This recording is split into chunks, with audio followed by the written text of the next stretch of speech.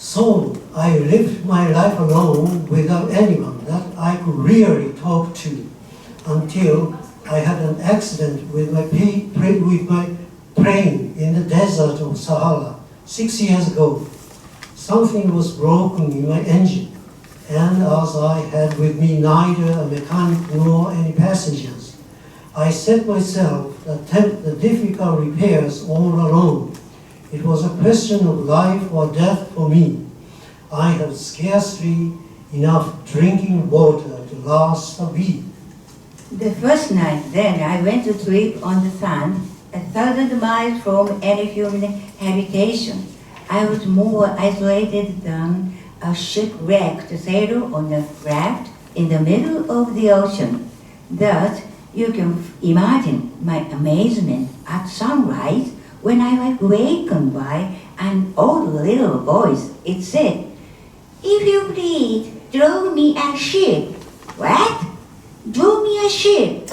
I jumped to my feet, completely thunderstruck. I blinked my eyes hard. I looked carefully all around me, and I saw a most extraordinary small person who stood there examining me with great seriousness.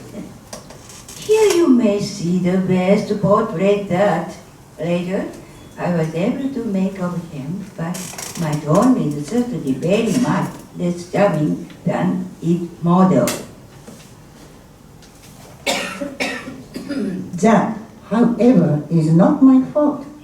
The grown-ups discouraged me in my painter's career when I was 6 years old, and I never learned to draw anything except birds from the outside and the birds from inside.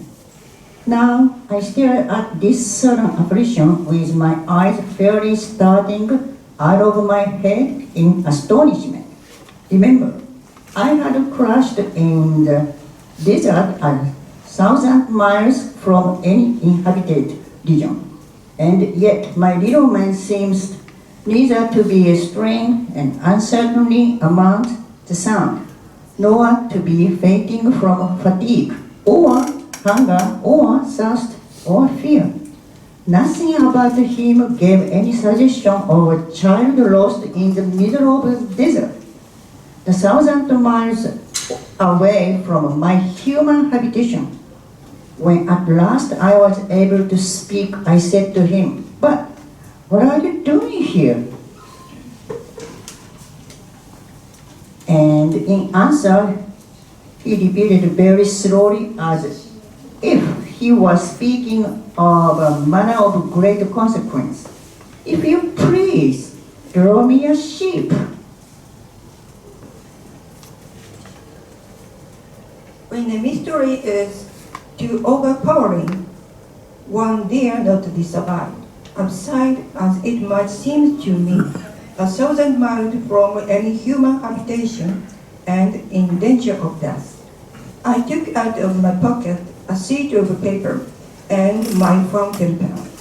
But then I remembered how many studies had been consulted, geography, history, arithmetic, and grammar, and I told the literature, a little closely too, that I did not know how to draw.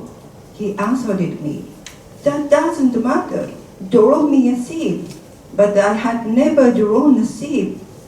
So I drew for him one of the two pictures I had drawn so often. It was that of the boa constrictor from the outside, and I was astounded to hear the little fellow greet with, No, no, no. I do not want an elephant inside a boa constrictor. A boa constrictor is a very dangerous creature, and an elephant is very cumbersome. Where I live, everything is very small. What I need is a sheep. Draw me a sheep. So then I made a drawing. He looked at it carefully. Then he said, "No, this sheep is already very sickly. Make me another." So I made another drawing.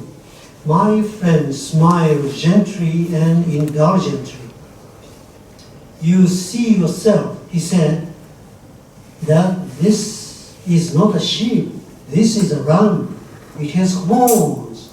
So then I did my drawing over once more, but it was rejected too, just like the others. This one is too old. I want a sheep that will live a long time. By this time, my patience was exhausted because I was in a hurry to start taking my engine apart. So I tossed off this drawing and I threw out an explanation with it. This is only his box. This sheep you asked for is inside. I was very surprised to see a little break over the face of any young judge. That is exactly the way I wanted it. Do you think that this sheep will have to have a great deal of grass? Why? Because where I live, everything is very small. There will surely be enough grass for him. I said, it is a very small sheep that I have given you. He bent his head over the drawing. Not so small that, look, he has gone to sleep. And that is how I made the acquaintance of the little prince.